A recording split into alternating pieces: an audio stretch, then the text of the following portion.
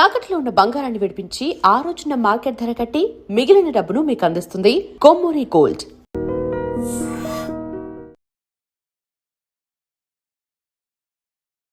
నమస్తే, నేను Kavitha. Welcome to I dream news and నిజాలు.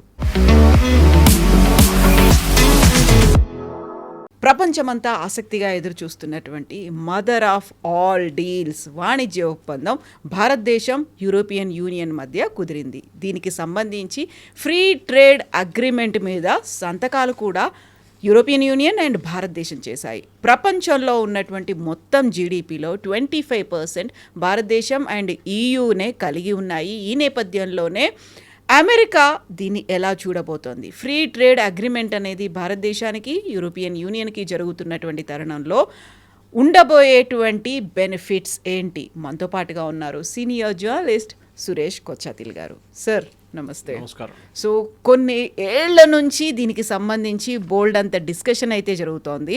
బట్ ఫైనల్గా ఈరోజు కొద్దిసేపటి క్రితమే ఒక అగ్రిమెంట్ జరుపుకున్నారు. ఆ తర్వాత డాక్యుమెంట్స్ కూడా ఎక్స్చేంజ్ చేసుకున్నారు. చాలా ఆసక్తిగా వాళ్ళు చేసినటువంటి యూరోపియన్ యూనియన్కి చెందినటువంటి ప్రతినిధులు చేసినటువంటి ప్రసంగం కావచ్చు, మాకు అత్యంత నమ్మకమైనటువంటి మిత్రుడిగా నరేంద్ర మోదీని అభివర్ణించడం కావచ్చు. ఎందుకంత కాన్ఫిడెన్స్ భారతదేశం మీద ఉంది వాళ్ళకి? ఇదంతా మొదలైంది మనకు తెలిసింది. ఇది 20 సంవత్సరాల నుంచి ఈ పర్టికులర్ డీల్ నెగోసియేషన్స్ నడుస్తుంది. కానీ 2025లోనే దీని యాక్చువల్ సీరియస్నెస్ మొదలైంది. అప్పుడు దాకా మాట్లాడుతున్నారు అంతే. 2025 నుంచి ట్రంప్ ఎప్పటి నుంచో టారిఫ్ అనౌన్స్ చేశారో అప్పటి నుంచి ఇప్పుడు దాకా పీయూష్ గోయల్ గారు one of the key persons behind this deal 10 సార్లు యూరోపియన్ కమిషనర్స్ని కలిసి డిస్కస్ చేశారు. 10 సార్లు 10 మీటింగ్స్. యూరోపియన్ యూనియన్ కూడా చాలామంది వాళ్ళ డెలిగేషన్స్ని వాళ్ళ ఫుల్ సెక్రటేరియట్ని కూడా ఇక్కడ తీసుకొచ్చారు పోయిన సంవత్సరం. అది ఉర్సులా వన్ అంటారు. ఇవాళ మీడియా ప్రెస్ కాన్ఫరెన్స్లో చెప్పారు, దాని గురించి మాట్లాడారు. ఈ డీల్ ఎందుకు ఇంపార్టెంట్ అంటే చాలామంది అంటారు ఇది ట్రంప్ చేపించారా లేకుంటే యూరోపియన్ యూనియన్ చేశారా అని. మనం అర్థం చేసుకోవాలి. ఇంగ్లీష్లో అంటారు ఎప్పుడు there are no permanent friends and no permanent enemies. లేరు. ఎవరైనా ఎప్పుడైనా ఫ్రెండ్స్ కావచ్చు, ఎప్పుడైనా ఎనిమీస్ కావచ్చు. కానీ ఇవాళ పొద్దున్నే ఒక చాలా షాకింగ్ న్యూస్ ఒకటి వచ్చింది. సౌత్ కొరియా యుఎస్తో ఒప్పందం చేసుకున్నారు, ట్రేడ్ డీల్ చేసుకున్నారు. కానీ ఇవాళ పొద్దున్న లేవగానే ట్రంప్ గారికి మళ్ళీ ఏదో పిచ్చి పట్టింది, టారిఫ్ పెట్టేశాడు సౌత్ కొరియా మీద. అర్థం కావట్లేదు. మీరు ఒకసారి ఒప్పందం చేసుకున్న తర్వాత మళ్ళీ ఏంటి టారిఫ్ దాని మీద? అంటే ఒప్పందానికి విలువ లేదు, కాగితానికే విలువ లేదు. ఇప్పుడు రేపు మనం కూడా సైన్ చేసిన తర్వాత ఏంటి, వాట్ ఇస్ ద గ్యారంటీ మళ్ళీ ఇంకో టారిఫ్ పెట్టడం అని చెప్పేసి. రేపు ఇంకేమో అంటాడు యూరోప్, మీరు రష్యా దగ్గర నుంచి అది కొంటున్నారు, రష్యా దగ్గర నుంచి ఇది కొంటున్నారు, రష్యా దగ్గర నుంచి ఇప్పుడు మనం రేపు ఒక సుఖాయ్ తీసుకున్నాం అనుకోండి, SU-57 తీసుకున్నప్పుడు అదెందుకు తీసుకున్నారు, మళ్ళీ మీ మీద పెట్టేస్తున్నాం, మళ్ళీ ఇంకో టారిఫ్లు పెట్టేస్తున్నాం. అయినా ఒక స్టెబిలిటీ లేదు. సో యూరోప్ ఏం చూస్తున్నారంటే స్టేబుల్ పార్ట్నర్షిప్. అంటే మీరు సంతకం పెట్టిన కాగితానికి మీ గవర్నమెంట్ పోయిన తర్వాత ఇంకో గవర్నమెంట్ వస్తే కూడా దానికి విలువ ఉండాలి, దానికి ఒక లీగల్ శాంక్టిటీ ఉండాలి, కంటిన్యూయేషన్ అనేది ఉండాలి డెఫినెట్గా. ఇప్పుడు చూడండి, ఇప్పుడు జరగబోతుంది ఏంటంటే ఈ ట్రంప్ చేసిన ఈ గొడవలంతా నెక్స్ట్ వచ్చి అమెరికన్ ప్రెసిడెంట్ దీన్ని మొత్తం రివర్స్ చేయాల్సి వస్తుంది.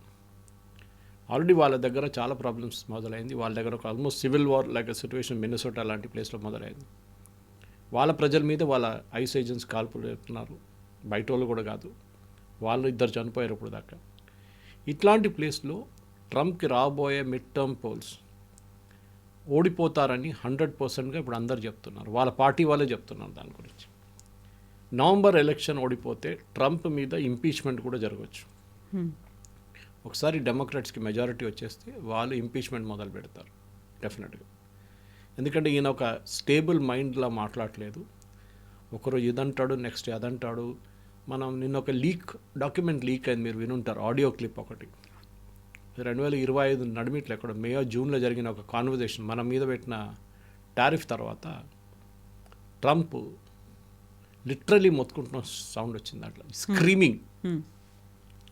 జేడీ వ్యాన్స్ ఇంకో లైన్లో ఉన్నారు, వాళ్ళ కామర్స్ సెక్రటరీ ఇంకో లైన్లో ఉన్నారు. వీళ్ళు ముగ్గురు కలిసి and this gentlemen who was a Congress man, వీళ్ళందరూ 4 మాట్లాడుతున్నారు. అసలు అక్కడిక్కడ తిట్టుకుంటున్నారు వాళ్ళు. వీళ్ళేమో ఎందుకు పెట్టారని టారిఫ్ అడుగుతున్నారు, ఈయన కాంగ్రెస్ మ్యాన్ అడుగుతున్నప్పుడు ట్రంప్ ఏదో చెప్తున్నాడు, జేడీ వాన్స్ ఇంకేదో చెప్తున్నారు. వీళ్ళకి అసలు క్లారిటీ లేదు ఎందుకు పెట్టారనేది. అండ్ ఈ పర్టికులర్ డీల్ ఇప్పుడు మనం చేసిన ఇవాళ ఒప్పందం చేశారు. లెట్ us బి క్లియర్, దీనికి ఒక క్లారిటీ రావాలి ఇక్కడ. ఇవాళ జరిగింది ఒక స్టేట్మెంట్ ఆఫ్ ఇంటెంట్, ఫైనలైజ్ అయిపోయింది, డీల్ ఇస్ ఫినిష్డ్. ఇప్పుడు నెక్స్ట్ స్టెప్స్ చూడాల్సిందంటే డీల్ ఎప్పుడు ఫైనలీ లాగా వస్తుంది, ఎగ్జిక్యూట్ అవుతుంది. 2027 స్టార్టింగ్లో వస్తుంది, జనవరి. దానికి కారణాలు ఉన్నాయి. ఒకటి, ఈ ఒప్పందం అయిపోయిన తర్వాత మళ్ళీ దీన్ని ఒకసారి రివ్యూ చేస్తారు, ఎక్స్పర్ట్స్ కూర్చొని రివ్యూ చేస్తారు, ట్రేడ్ ఎక్స్పర్ట్స్. అంటే ఇప్పుడు దాకా మాట్లాడినవారు అందరు పొలిటీషియన్స్ కానీ కొంతమంది కామర్స్ సైడ్ నుంచి వాళ్ళు మాట్లాడారు. ఇప్పుడు దాని ఎక్స్పర్ట్స్ వచ్చి మొత్తం చెక్ చేస్తారు, డాక్యుమెంట్ బై డాక్యుమెంట్. ఎందుకంటే ఇది ఒక 2000-3000 పేజీలు ఉంటుంది ఈ డాక్యుమెంట్, మొత్తం చదవాల్సి వస్తుంది. లీగల్గా ఏమైనా తప్పులు వచ్చిందా, రేపు దీన్ని బట్టి ఏమైనా ప్రాబ్లమ్స్ రావచ్చా అని చెప్పేసి ఇద్దరు సైడ్ నుంచి, మన వైపు నుంచి వాళ్ళ వైపు నుంచి, యూరోపియన్ అండ్ వైపు. ఇది జరిగిన తర్వాత నెక్స్ట్ ఇది యూరోపియన్ పార్లమెంట్కి వెళ్తుంది. యూరోప్లో ఒక పార్లమెంట్ కూడా ఉంది, అన్ని దేశాల నుంచి ఉన్న రిప్రజెంటేటివ్ దాంట్లో ఉంటారు, వాళ్ళు ఓటేస్తారు దీని మీద. కాకపోతే మీకు గుర్తుంటుంది, ఇదే ఒప్పందం, ఇట్లాంటి ఒక ఒప్పందమే వాళ్ళు యుఎస్తో చేసుకున్నారు కొన్ని నెలల ముందు. ఆ ఒప్పందం యూరోపియన్ పార్లమెంట్ ఆపెట్టారు, రాటిఫై చేయలేదు వాళ్ళు. ఈ టారిఫ్ థ్రెట్ పెట్టిన తర్వాత, గ్రీన్లాండ్ ఇష్యూ వచ్చిన తర్వాత మొత్తం ఆపేశారు వాళ్ళు. సో దానికి మీరు ఆలోచించండి, అంత పవర్ ఉంది యూరోపియన్ పార్లమెంట్ దగ్గర. కానీ మన డీల్ అయితే ఈజీగా వెళ్ళిపోతుంది, ఎందుకంటే ఇది అందరూ అంగీకరించిందే, అందరికి బెనిఫిట్ ఉంది. మెయిన్గా మనం మాట్లాడుతుంది ఏంటంటే, మీరు చెప్పినట్టు 20-22% వరల్డ్ జీడిపి ఈ రెండు బ్లాక్, ఒకటి యూరోపియన్ యూనియన్ 27 దేశాలు, ఇక్కడ మనం India. So 20% GDP, world GDP ఈ బ్లాక్లోనే ఉంది, which is a big thing. 2 billion people, that is also big thing, చాలా ఒక పెద్ద మార్కెట్ ఇది, 2 బిలియన్ పీపుల్. మనం ఒక బ్యాలెన్స్ చూసుకోవాలి, ఎక్కడి నుంచి దీని ట్రేడ్ యుఎస్తో ఇంపాక్ట్ మీరు అడిగారు చూడండి. పోయిన సంవత్సరం మనం యుఎస్తో చేసిన డీల్స్లో చూస్తే 128.9 బిలియన్, అంటే అక్కడ ఎక్స్పోర్ట్స్ అండ్ ఇంపోర్ట్స్ రెండు కలిపితే 128 బిలియన్. అండ్ వాళ్ళు మన number 1 partner, trade partner. Second is China, మూడోది ఏదో యూఏఈ. చైనా కూడా కొంచెం తక్కువ ఉన్నారు దానికన్నా, అంత 118 ఐ థింక్ బిలియన్ అంతే. కానీ చైనాది ఇంపోర్ట్స్ చాలా ఎక్కువ, మన వైపు చాలా ఎక్కువ వస్తుంది, మన ట్రేడ్ డెఫిసిట్ వాళ్ళ వైపు పాజిటివ్గా ఉంది. ఇప్పుడు యూరోప్తో ఈ సంతకం పెట్టిన తర్వాత ఈ సంవత్సరం మనం ఆల్రెడీ చేస్తున్నాం, అంటే 24-25 లాస్ట్ ఫైనాన్షియల్ ఇయర్లో $130 బిలియన్ మన ట్రేడ్ ఉండే, ఇంపోర్ట్ అండ్ ఎక్స్పోర్ట్. దాంట్లో 75 బిలియన్ ఎక్స్పోర్ట్సే ఉండే, ఆల్మోస్ట్ హాఫ్. కొంచెం ట్రేడ్ డెఫిసిట్ ఉంది. అంటే మొత్తం యుఎస్ మార్కెట్ని మనం రీప్లేస్ చేయబోతున్నాం. అది కూడా కాదు, ఈ డీల్ వచ్చిన తర్వాత ఎక్స్పర్ట్స్ ఏమంటున్నారంటే, ఇంక్లూడింగ్ యూరోపియన్ అండ్ ఎక్స్పర్ట్స్ ఏమంటున్నారంటే, ఇది ఈ 130 అన్నది next year, next financial year 26-27 or 27-28 వచ్చినప్పటికీ ఇది మారి కంప్లీట్గా ఒక $300 బిలియన్ అయిపోతుంది, డబుల్ అవుతుంది, which is a big thing. అంటే మనం కొత్తగా యూఎస్ని క్రియేట్ చేసినట్లు ఉంటుంది, ఒక యూఎస్ మార్కెటే క్రియేట్ చేసాం మనం. యూఎస్ డిపెండెన్స్ తగ్గిపోతుంది అప్పుడు. వాళ్ళు అఫ్కోర్స్ ఇదంతా అయిన తర్వాత ఇప్పుడు ట్రంప్ గారు లేసి వస్తారు, సరే మళ్ళీ మాట్లాడదాం మనం అది ఇదని చెప్పేసి. సో ఇది ద స్టార్టింగ్ పాయింట్ చూస్తే ఇదే మెయిన్ అనమాట. 20 సంవత్సరాలు మాట్లాడుకొని ఫైనలీ ఒక పొజిషన్కి వచ్చారు ఇప్పుడు. కానీ ఇది మనం చూస్తే చాలా మటుకు EU అండ్ ఇండియా అనగానే సెకండ్, అన్ని EU దేశాలు కలిపితే second largest economy in the world అవుతారు ఇప్పుడు చైనా ఉన్న పొజిషన్లో. కానీ అది ఇండివిజువల్ కంట్రీ. ఇది యూరోపియన్ యూనియన్ తీసుకుంటే అన్ని కంట్రీస్ కలుపుకుంటే second largest economy in the world. మనం ఏమో 4th largest economy in the world. So దగ్గరే ఉన్నాం అనమాట. ఇద్దరు కలిస్తే we can create a huge difference అని ఈవెన్ ఉర్సులా అండ్ ప్రధానమంత్రి మోదీ గారు కూడా వాళ్ళ ప్రెస్ కాన్ఫరెన్స్లో మాట్లాడి చెప్పారు. ఎందుకంటే ఈ ఇంపాక్ట్ ఎట్లా తెలుసుకోవాలంటే కవిత గారు, 6,000 కంపెనీలు, యూరోపియన్ యూనియన్లో ఉన్న 6,000 కంపెనీలు భారతదేశంలో వాళ్ళ కంపెనీస్ ఉన్నాయి. 6,000 27 దేశాల నుంచి. చిన్న అమౌంట్ కాదు. ఇప్పుడు డీల్ వచ్చింది అనుకోండి, రేపు ఈ 6,000 మినిమం ఒక 15,000 కంపెనీలుగా మారిపోతుంది. ఎందుకంటే చాలా మటుకు ట్యాక్స్ ఇన్సెంటివ్స్ వస్తుంది, లేబర్ లా రిఫార్మ్స్ వస్తుంది, స్కిల్డ్ ఎంప్లాయ్మెంట్ పాసిబిలిటీ వస్తుంది. మన ఇటువైపు అనుకుంటే అటువైపు చూడండి, మన దగ్గర ఉన్న క్లోజ్ టు 4 లక్షల మంది, 3,90,000 మంది యాక్చువల్లీ యూరోప్లో వాళ్ళు అక్కడ ఉంటున్నారు, పనిచేస్తున్నారు.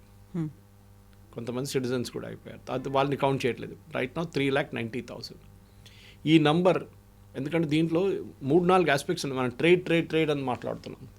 ట్రేడ్ ఒకటే కాదు, దీంట్లో ట్రేడ్ ఉంది, సెక్యూరిటీ ఉంది, టాలెంట్ మ్యాన్ పవర్ గురించి, మొబిలిటీ గురించి మాట్లాడుతున్నారు. అది కాకుండా చిన్న చిన్న మిగతా ఎలిమెంట్స్ కూడా ఉందన్నమాట దీంట్లో. So trade is only one part of it. కానీ ది సెక్యూరిటీ ఇంప్లికేషన్స్ ఉంది.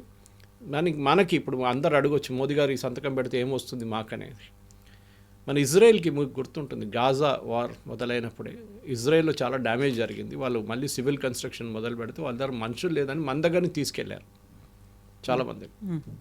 ఈవెన్ అక్కడ ఉన్న ఇజ్రాయెల్లో ఉన్న నర్సింగ్ మొత్తం కేరళ నుంచి వెళ్ళిన చాలామంది నర్సులు ఉన్నారు. అక్కడ నర్సెస్ వాళ్ళు ఎల్డర్లీ కేర్ చూసుకుంటారు వాళ్ళు అక్కడ.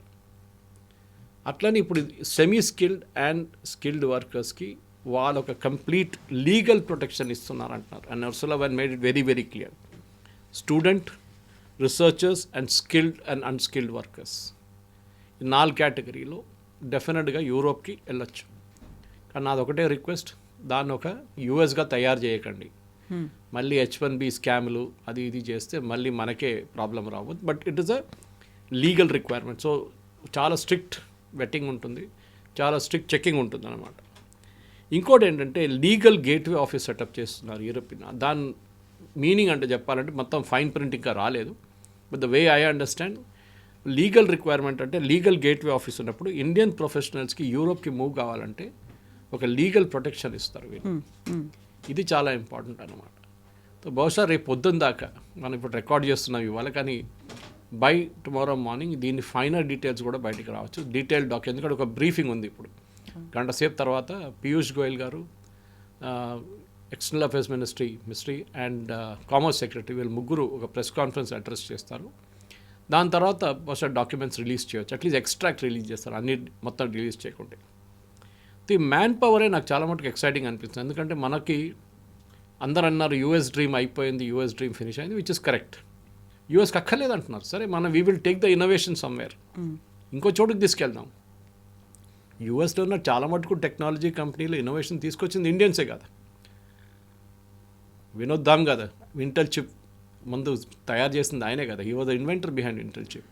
అక్కడ చాలా కంపెనీస్ ఉన్నారు అట్లాంటివి, వేరే ఇండియన్స్ మేడం మాకు. మనం అది యూరోప్ తీసుకెళ్దాం, రేపు అక్కడికి తీసుకెళ్ళి అక్కడ మనం జాయింట్ వెంచర్స్ పెట్టుకుందాం. ఇది జరుగుతుంది.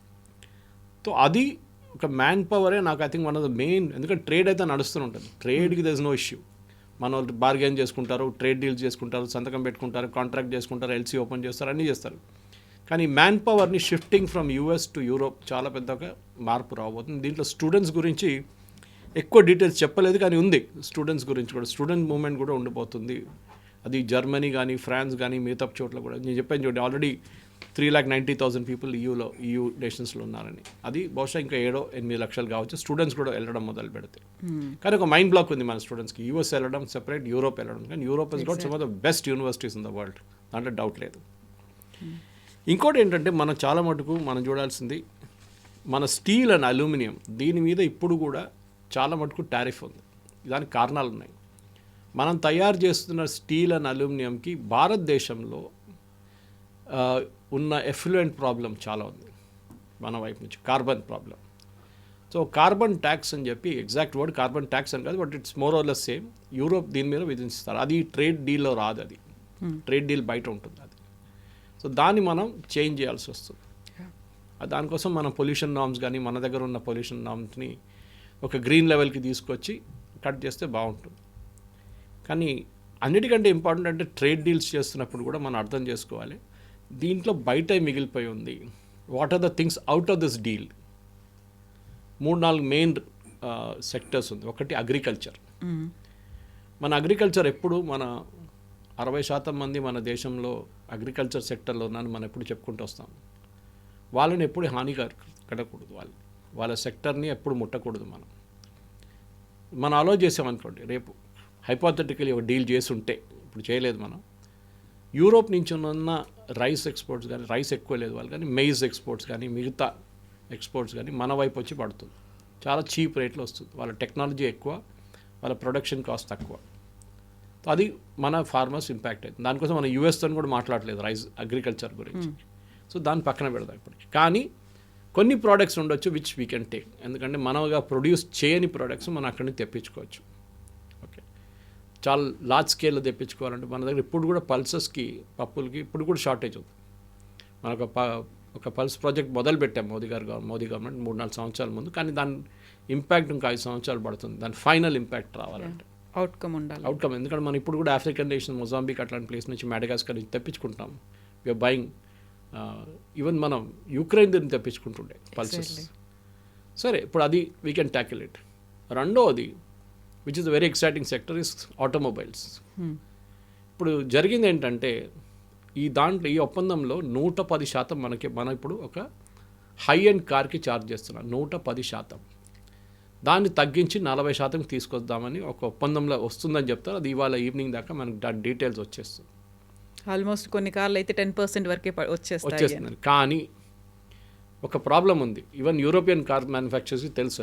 బిఎండబ్ల్యూలో ఇండియాలో ప్రొడక్షన్ ఫెసిలిటీ ఉంది, ఆడీది ఉంది, మర్సిడీస్ బెంజ్ ఉంది. వాళ్ళు బస్సులు తయారు చేస్తారు, ట్రక్స్ తయారు చేస్తారు, కార్లు తయారు చేస్తారు, వాళ్ళు అందరు ఇక్కడ ఉన్నారు. సో మళ్ళీ మీరు వేరే ఏం తీసుకొస్తారు అక్కడి నుంచి? That the question. So European car మ్యానుఫ్యాక్చర్కి ప్రాబ్లం ఏంటంటే మన దగ్గర మ్యాక్సిమం సేల్స్ జరిగేది ఈ 6 లక్షల నుంచి 15 లక్షల లోపల ఉన్న కార్స్ మ్యాక్సిమం సేల్ అవుతుంది. దాని తర్వాత పైన హై రేంజ్లో కొనేటోళ్ళు ఉన్నారు, ఎస్యూవీస్గా అలాంటి పెద్ద పెద్ద వెహికల్స్ ఉన్నాయి, దాన్ని కొంటారు. కానీ 16 lakh ప్లస్ ఉండేవి. సో గవర్నమెంట్ ఆఫ్ ఇండియా ఏం చేశారంటే ఈ ఒప్పందంలో యూరోపియన్ యూనియన్తో 15 lakhs అండ్ బిలో కార్స్కి పర్మిషన్ లేదు. You cannot bring in cars. ఉంటే కూడా మీ దగ్గర లేదు, వాళ్ళ దగ్గర దే బిన్ స్ట్రగ్లింగ్. వాళ్ళు డైరెక్ట్ ఇంపోర్ట్ చేసి కూడా వాళ్ళు అమ్మలేకపోతున్నారు భారతదేశంలో, ఎందుకంటే we are a very price sensitive market. నేను ఎప్పుడు చెప్తుంటాను చూడండి, మర్సిడీస్ బెంజ్ నడిపిస్తున్నాడు కూడా టమాటో బార్గెన్ చేస్తాడు వెళ్ళి. ఆ కాన్సెప్ట్ మన దగ్గర ఇప్పుడు కూడా ఉంది, వీల్ బార్గెన్ కిత్నా దేతాయని. ఈ పరిస్థితిలో వీళ్ళు హై అండ్ కార్స్ తీసుకురాబోతున్నారు. That is 60 lakhs, 70 lakhs, 80 lakhs, 1 crore, 2 crore కార్లు యూరోప్ నుంచి డైరెక్ట్ తెచ్చుకుంటారు. దానికి మార్కెట్ ఉంది ఇండియాలో, లేదని చెప్పలేము.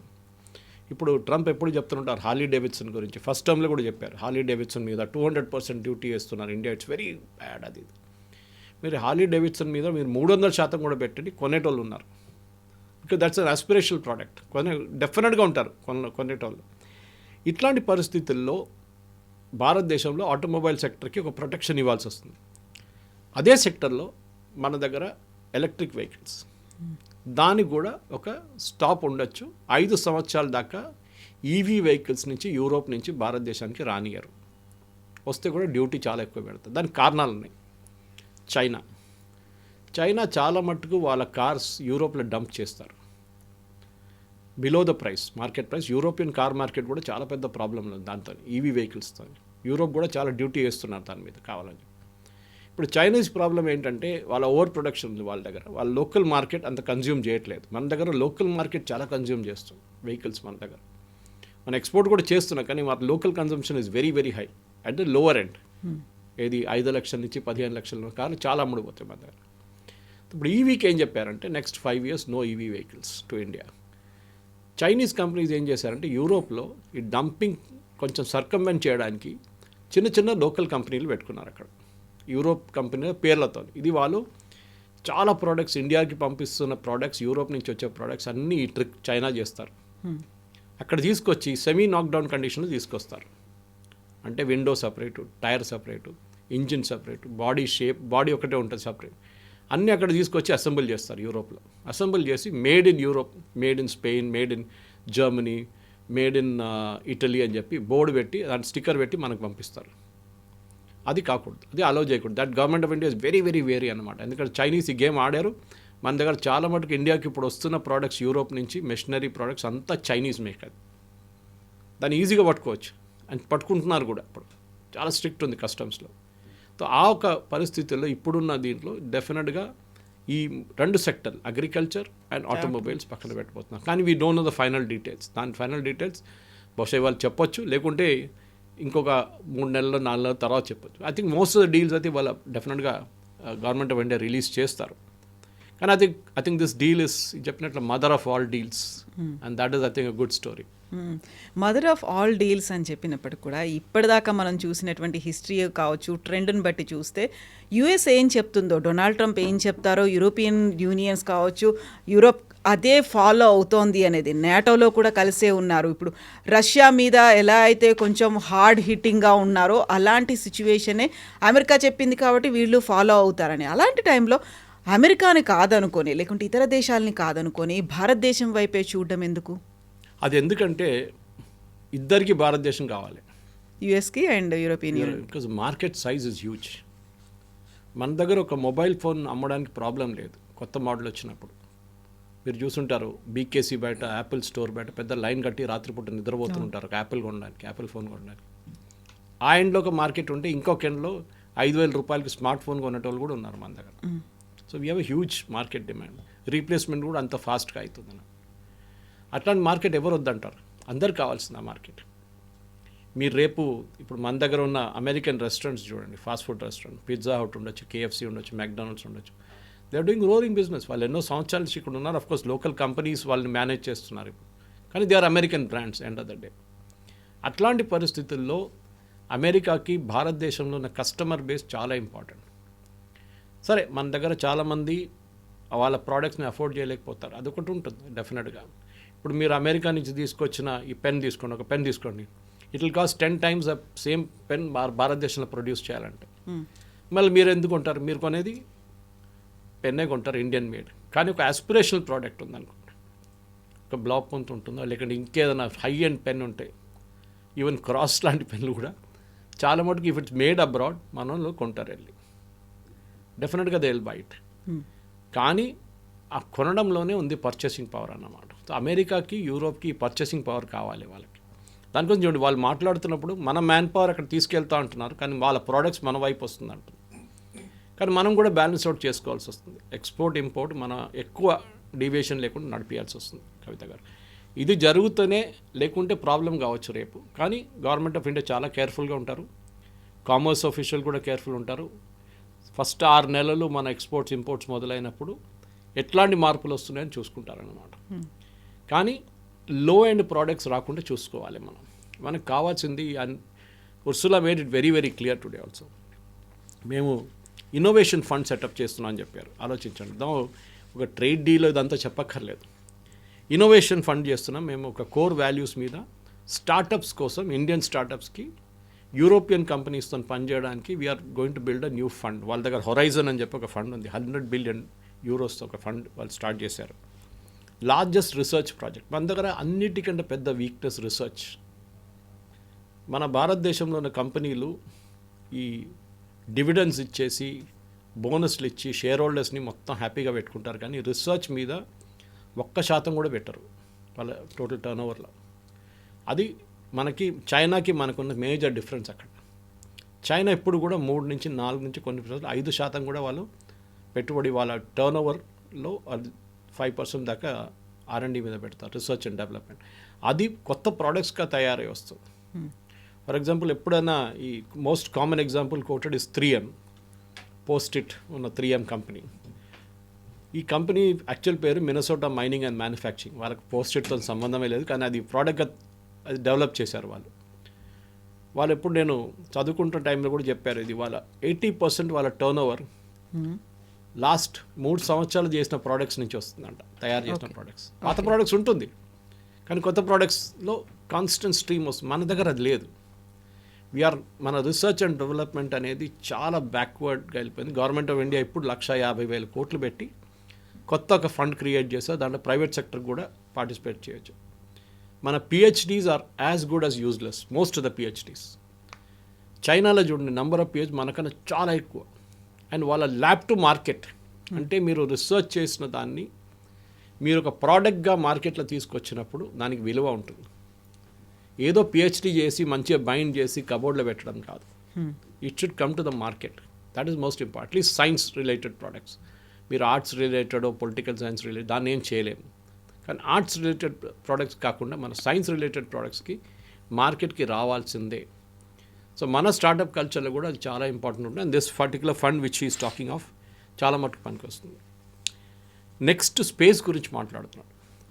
ఒక ఒక టైంలో European space agency Ariane was a big business. మనం కూడా అక్కడి నుంచి శాటిలైట్ లాంచ్ చేస్తుండే, మన హెవీ శాటిలైట్స్. ఇప్పుడు మన క్రయోజెనిక్ డెవలప్ చేసుకున్న మన జిఎస్ఎల్విలో క్రయోజెనిక్ ఇంజిన్ పెట్టి మనం హెవియర్ శాటిలైట్స్ పంపిస్తున్నాం.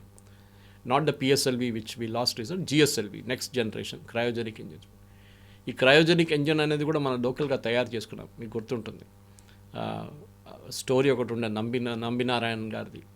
We try to develop, Russia దగ్గర తీసుకురావడానికి ట్రై చేస్తే యుఎస్ మన మీద శాంక్షన్స్ పెట్టి నంబినారాయణ గారిని అరెస్ట్ చేపించి ఒక ఫేక్ కేసు పెట్టి చేయించారు. ఇదంతా జరుగుతుంది ఇంటర్నేషనల్ జియో పాలిటిక్స్లో. This is the game. కానీ పాపం ఆయన ఇరుక్కపోయాడు దాంట్లో. But we developed our own engine. ఇప్పుడు మనం ఆ ఇంజిన్తోనే లాంచ్ చేస్తున్నాం క్రయోజెనిక్లో. సో మన వైపు కూడా in fact I was reading today about it. మన దగ్గర ఉన్న ఎంటీఆర్ టెక్నాలజీస్ ఉంది బాలనగర్లో. They do wonderful work. అట్లాంటి చాలా కంపెనీస్ ఉన్నాయి హైదరాబాద్. బట్ మన దగ్గర ఇన్ని ఇన్నోవేషన్స్ ఉన్నప్పుడు మన ఎంఎస్ఎంఈ సెక్టర్ని స్ట్రెంగ్తన్ చేయడానికి యూరోప్ చాలా పనికొస్తారు. Micro, small and medium enterprises భారతదేశంలో బహుశా ఎంటైర్ మీరు ఒక బిహెచ్ఎల్ తీసుకుంటే రామచంద్రపురం, దాని చుట్టుపక్కల అన్ని ఎంఎస్ఎంఈస్ ఉంటుంది. హెచ్ఏఎల్ తీసుకోండి మన బాలనగర్లో, అక్కడ కూడా ఉంటుంది, ఫిరోజ్గూడ బాలనగర్ ఏరియాలో. ఎక్కడ మేజర్ ఇండస్ట్రీ ఒకటి ఉంటుంది, దాని పక్కన అంతా micro, small and medium enterprises ఉంటారు. చిన్న చిన్న పార్ట్స్ తయారు చేస్తారు వాళ్ళు మెయిన్ కంపెనీకి. దానికని వాళ్ళ క్యాష్ ఫ్లో ప్రాబ్లం ఉంది. అది నిర్మలా సీతారామన్ గారు లాస్ట్ బడ్జెట్లో అడ్రస్ చేశారు. ఇప్పుడు యూరోపియన్ యూనియన్ వాళ్ళ ఇన్నోవేషన్ తీసుకొస్తే ఒక జాయింట్ వెంచర్గా పెట్టుకుని ఎంఎస్ఎంఈస్ కూడా పనికొస్తుంది. We have to see in the fine print ఏం రాబోతుంది. ఈ డిఫెన్స్ పార్ట్నర్షిప్ కూడా చాలా ఇంపార్టెంట్. ఎందుకంటే యూరోప్లో చాలా మటుకు డిఫెన్స్ ప్రోడక్ట్స్ చాలా బాగా తయారు చేస్తారు. మనకి యూకేతో సపరేట్ ఎఫ్టీఏ ఉంది. We should not mix up United Kingdom FTA and European Union. ఎందుకంటే యూకే యూరోపియన్ యూనియన్లో లేరు ఇప్పుడు. They are out of it. So దానికోసం వాళ్ళు పౌండ్ తెచ్చుకున్నారు రిటర్న్, అండ్ వీళ్ళు యూరోలో ఉన్నారు ఇంకా. సో అట్లాంటి పరిస్థితుల్లో అక్కడున్న ఇప్పుడు మనం ఫర్ ఎగ్జాంపుల్ ఫ్రాన్స్ దగ్గర నుంచి రఫేల్ కొంటున్నాం మనం. అది కాకుండా కొన్ని మిసైల్ సిస్టమ్స్ కొంటున్నాం. జర్మనీ దగ్గర నుంచి కొంటున్నాం. మన వైపు నుంచి కూడా మనం అమ్మొచ్చు రేపు కావాలంటే. We can also start. BrahMos ఎందుకు అమ్మొద్దు? Of course US కోప్పడతారు. యూఎస్కి అది పెద్ద మార్కెట్. యూరోప్ ఏంటి భారతదేశం మళ్ళీ కొనుక్కుంటారు, నేను మళ్ళీ 100% టారిఫ్ పెడతా అంటారు ట్రంప్. అది జరగవచ్చు పాసిబ్లీ. కానీ ఇప్పుడున్న పరిస్థితుల్లో యూరోప్ నుంచి చాలా మటుకు high and technology Europe is really good. Kavitha గారు చాలా బాగుంది ఒక హై అండ్ టెక్నాలజీ. మీరు ఇజ్రాయెల్ని పక్కన పెడితే, అఫ్కోర్స్ ఇజ్రాయెల్ యూరోప్లో లేరు అనుకోండి, బట్ ఇజ్రాయెల్ని పక్కన పెడితే I think the most best technology Denmark కానీ, ఈవెన్ ఫ్రాన్స్ కానీ, ఇట్లాంటి దేశాల నుంచి జర్మనీ ఫర్ ఎగ్జాంపుల్ చాలా మంచి టెక్నాలజీ అక్కడి నుంచి వస్తుంది. సో మనం ఆ టెక్నాలజీని తెచ్చుకొని భారతదేశం తెచ్చుకొని లోకలైజ్ చేసి దాన్ని వాడుకోవాల్సింది. సో ఉర్సులా మాట్లాడినటువంటి మాటలను బట్టి చూస్తే మకర సంక్రాంతిని పోల్చారు. ఉత్తరాయణం, దక్షిణాయనం అనేది. మకర సంక్రాంతి మనకి ఒక డార్క్ సైడ్ నుంచి ఒక బ్రైట్ సైడ్కి వెళ్తుంది. ఎలా అయితే స్టాండ్ స్టిల్ నుంచి గ్రోత్ అనేది ఉంటుందో ఇది అలా ఉండబోతోంది. సో బోల్డ్ అంతా దీని మీద హోప్స్ అనేది పెట్టుకున్నారు. కొన్ని ఏళ్ల తరబడి జరిగాయి నెగోషియేషన్స్ కావచ్చు, మీటింగ్స్ కావచ్చు. ఇవన్నీ అయిన తర్వాత ఒక ఫైన్ డే ఈరోజు దానికి సంబంధించి ఒక ఫైనల్ అవుట్కమ్, ఒక వివరాలు అయితే బయటికి చెప్పిన తర్వాత అమెరికా చూస్తూ ఊరుకుంటుందా? డొనాల్డ్ ట్రంప్ ఏం చేస్తారు? నెక్స్ట్ ఆయన తీసుకోబోయేటువంటి స్టెప్ ఎలా ఉంటుంది? ఎందుకంటే ఒక రకంగా దీన్ని అనాలిసిస్ చేస్తున్నప్పుడు అమెరికా అయితే అంత సైలెంట్గా ఉండదు కదా, అమెరికా కడుపులో మండుతోంది కదా, ఇలాంటి అనాలిసిస్లు అన్నీ వినిపిస్తున్నాయి. ఇవాళ చూసాం వాళ్ళ స్టీవ్ బెసెంట్ స్టేట్మెంట్ ఇచ్చారు వాళ్ళ అమెరికన్ సెక్రటరీ. ఏంటంటే యూరోప్ మర్చిపోకూడదు that they are still buying oil from India. మన దగ్గర నుంచి ఆయిల్ కొనుక్కుంటున్నారు. ఇదంతా ఎక్కడి నుంచి వస్తుంది? రష్యా దగ్గర నుంచి వస్తుంది. రష్యా మీ మీద బాంబే వేస్తున్నారు మళ్ళీ అని మీరే యుద్ధానికి రెడీ అవుతున్నట్టుగా ఉంది అనే మాట అన్నారు. సో అది ఒక ఏం చెప్తారు, జెలసీ అని చెప్పొచ్చు ఇంగ్లీష్లో వర్డ్ యూజ్ చేయాలంటే. దాని తెలుగులో you can translate, but basically it's jealousy. అంటే ఒకడు బాగుపడుతుంటే ఒక ఆయన బాగుపడుతుంటే ఇంకోటి నచ్చదు. అది వాడు బాగుపడుతున్నాడు, బాగా అవుతున్నాడు, ఈజ్ ప్రాస్పరింగ్ అని చెప్పగానే కిందికి దింపడానికి ట్రై చేస్తారు. Crab mentality. కానీ మనం అర్థం చేసుకోవాలంటే అమెరికాకి ఏం చేయగలరు వాళ్ళు ఇప్పుడు ఈ సిచ్యువేషన్ ఏం చేయలేరు. ఎందుకంటే వాళ్ళు గ్రీన్లాండ్ ఇష్యూలో ట్రై చేసినప్పుడు బ్యాక్ ఫైర్ అయింది మొత్తం. యూరోప్ అంతా కలిసి అమెరికన్ ప్రోడక్ట్స్ని బాయ్కాట్ చేద్దాం, అమెరికా మీద టారిఫ్ పెడదాం అనగానే అమెరికన్ స్టాక్ మార్కెట్ పడిపోయింది, 2% పడిపోయింది. It's huge fall, 2%. ఆ రోజు స్టేజ్ మీద ఉన్నప్పుడు జరిగింది అది, అండ్ ట్రంప్ వాజ్ స్పీకింగ్. అప్పుడే ట్రంప్ మార్చేశారు ఆయన. అక్కడి నుంచి కింద దిగగానే ఆయన said I'm not taking Greenland, I'm not doing anything, Europe మీద టారిఫ్లు పెట్టాలని. ఇది రీజన్. ట్రంప్కి రెండే ఉన్నాయి. $39 ట్రిలియన్ డెట్ ఉంది, అప్పు తీసుకున్నారు వీళ్ళు. $39 ట్రిలియన్ అప్పు అమెరికాకి. అందరూ అనుకుంటారు అమెరికా చాలా రిచ్ కంట్రీ అని, కానీ అప్పు మన దగ్గర కూడా ఉంది. మన దగ్గర $200 బిలియన్ ఉంది ఇంకా అమెరికన్ అప్పు, మనం ఇచ్చాం వాళ్ళకి, అప్పు ఇచ్చాం అమెరికాకి. దాని బాండ్స్ మన దగ్గర ఉంది, మనం ఆల్రెడీ $90 బిలియన్ రిడీమ్ చేసుకున్నాం లాస్ట్ మంత్. ఎక్కడైనా కట్టకపోతే రేపు ఇవ్వకపోతే ఏం చేయాలి మనం అని చెప్పేసి. కానీ అమెరికాకి ఉన్న మెయిన్ ప్రాబ్లం ఏంటంటే యూరోప్ మీద ఏం చేయలేరు, భారతదేశం కూడా ఏం చేయలేరు.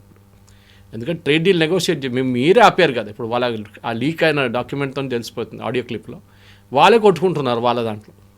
ట్రంప్ ఏమో స్క్రీమింగ్ అంటున్నాడు, కాంగ్రెస్ మెన్ ఈ స్క్రీమింగ్. జేడీ వాన్స్ అబ్జెక్ట్ చేస్తున్నాడు. మన దాకా జేడీ వాన్స్ని చాలా ఇండియన్ ఫ్రెండ్లీ మనిషి అనుకున్నాం, వాళ్ళ వైఫ్ ఇండియాలో ఉంది, ఇండియన్ ఆరిజిన్ అనుకొని మనం అనుకున్నాం. కానీ హీఈస్ ఆల్సో ఈక్వలీ గిల్టీ. వీళ్ళందరినీ మర్చిపోకూడదు మనం ఇప్పుడు. రేపు tomorrow JD Vance becomes the president, ఇదే ప్రాబ్లం మనకి రాబోతుంది. వీళ్ళు కంటిన్యూ మేబీ ట్రంప్ కానీ ఇంకా అగ్రెసివ్ అవుతాడేమో. కానీ మన ఇంపోర్ట్ చేసే వాళ్ళకి ఎక్స్పోర్ట్ చేసే ప్రోడక్ట్స్ మనం ఇప్పుడు యూరోప్ వైపు తిప్పొచ్చు. ఫర్ ఎగ్జాంపుల్ మన పెట్రోలియం ప్రోడక్ట్స్ ఆల్రెడీ అమ్ముతున్నాం యూరోప్కి. మనం ఎలక్ట్రానిక్స్ కూడా మనం చాలా మటుకు పంపిస్తున్నాం. మన మెయిన్ ప్రాబ్లం ఎక్కడ వచ్చిందంటే textiles and apparels and footwear, leather footwear. ఈ 2 సెక్టర్లో చాలా ప్రాబ్లం వస్తుంది. మొన్న కూడా మీరు చూస్తుంటే తిరుపూర్ నుంచి ఒక డెలిగేషన్ వైస్ ప్రెసిడెంట్ రాధాకృష్ణన్ గారిని కలిసి ఒక మెమరాండం ఇచ్చారు. మా బిజినెస్ దెబ్బతిన్నది, చాలా మటుకు ప్రాబ్లంలో ఉన్నాం, గవర్నమెంట్ ఆఫ్ ఇండియా కొంచెం హెల్ప్ చేయాలని. చేస్తున్నారు గవర్నమెంట్, చేయట్లేదని కాదు. కానీ ఆ ఇండస్ట్రీ కూడా అర్థం చేసుకోవాలి, అమెరికా కాలు మీద వెళ్ళి మనం పడలేము. We have to stand on our own feet. ఇప్పుడు యూరోప్ వైపు మలిపితే మనకు ఆ బిజినెస్ అంతా అక్కడికి వెళ్తుంది. And definitely we can overcome it, అది చేయొచ్చు డెఫినెట్. సో ఈ లెదర్ అండ్ టెక్స్టైల్ ప్రాబ్లం ఏమొచ్చిందంటే బంగ్లాదేశ్కి ఆల్రెడీ ఒక ఒప్పందం ఉంది ఈయూతో, వాళ్ళు 0% పెట్టారు. మనకేమో 15% ఉంది ఈయూ దగ్గర టారిఫ్, అంటే కస్టమ్స్ డ్యూటీ అనుకోండి. సో మన ప్రోడక్ట్స్ కాంపిటేటివ్ కాదు ఇప్పుడు. సో మనది ఇప్పుడు ఈ పర్టికులర్ డీల్లో 0 చేస్తే మనకి కూడా సేమ్ అడ్వాంటేజ్ వస్తుంది. బంగ్లాదేశ్ మనం పోటీ చేయొచ్చు, no problem. In fact Bangladesh textile industry చాలా ప్రాబ్లంలో ఉన్నారు. మొన్న కూడా మీరు చూసుంటారు స్టేట్మెంట్, వాళ్ళకి రా మెటీరియల్ దొరకట్లేదు. మన దగ్గర నుంచే రా మెటీరియల్ వెళ్తుండే, అది మీరు కాటన్ కానివ్వండి, మిగతా పాలిస్టర్ కానీ ఏదైనా కానీ మన వైపు నుంచి వెళ్తుండే యాన్ అంతా. మనం బంద్ చేసి పడేసాం అది. After this problem was created, Sheikh Hasina బయటకు పంపించిన తర్వాత మనం కూడా క్లోజ్ చేసేసాం ఆ మార్కెట్. ఇప్పుడు బంగ్లాదేశ్ టెక్స్టైల్ ఫ్యాక్టరీలు అన్నీ బంద్ పడుతుంది, ఒక రోజు అయితే ఒకటి క్లోజ్ అయిపోతుంది. అక్కడ బ్యాంక్ లోన్లు కట్టలేకపోతున్నారు, so the going bankrupt literally. ఇట్లాంటి పరిస్థితుల్లో మన దగ్గర ఉన్న నెక్స్ట్ ఫ్రోజన్ ఫుడ్స్ మన వైపు నెల్లూరు అక్కడి నుంచి వెళ్ళే రాయలు, అది కూడా ఇక్కడ షిఫ్ట్ చేసుకోవచ్చు యూరోప్ వైపు. కానీ క్వాలిటీ చాలా ఇంపార్టెంట్ ఉంది. యూరోప్లో క్వాలిటీ ఈజ్ పారమౌంట్. యూఎస్లో కూడా అంతే అనుకోండి. మనం ఇండియాలో చాలా మటు క్వాలిటీ మీద కాంప్రమైజ్ చేస్తాం, కానీ అక్కడ మనం చేయలేము. ఒక్కసారి మీ ప్రోడక్ట్ బ్లాక్ లిస్ట్ అయితే then it's very difficult to come out of it. అది మనం చూసుకోవాల్సింది అనమాట. సో టెక్స్టైల్ ఎందుకంటే pharma industry is also very active. మనం యూరోప్ పంపిస్తాం, ఇదే ప్రోడక్ట్స్ మనం యూఎస్ కూడా పంపిస్తున్నాం. We have the same bouquet of products మనం యూరోప్ అక్కడ యూఎస్ పంపిస్తున్నాం, దాన్ని రూట్ తిప్పేస్తాం అంతే. రేపు ట్రంప్ దిగి వచ్చి సరే నెక్స్ట్ 3 monthsలో మనం ఒప్పందం పెడదాం రెడీ అని చెప్పేసి we will send the same products to US. మనకు ప్రాబ్లం ఏం లేదు. కానీ మనకి ట్రబుల్లో ఎవరు హెల్ప్ చేశారు వాళ్ళని మర్చిపోకూడదు. That is European Union. అది చాలా important. Yes sir, thank you so much sir. Thank you. నిజంగా ప్రస్తుతం ఉన్నటువంటి సమాజం దేనికి ప్రయారిటీ ఇస్తుంది? ఆర్థిక సంబంధాల చుట్టూ మాత్రమే తిరుగుతోంది. మళ్ళీ ఎన్నికలంగానే చాలా విరక్తి కలుగుతున్నాం. మంచి అనిపిస్తుంది కదా, లేడీస్ కూడా ఛాలెంజింగ్ జాబ్స్ చేసినప్పుడు చాలా బాగుంటుంది.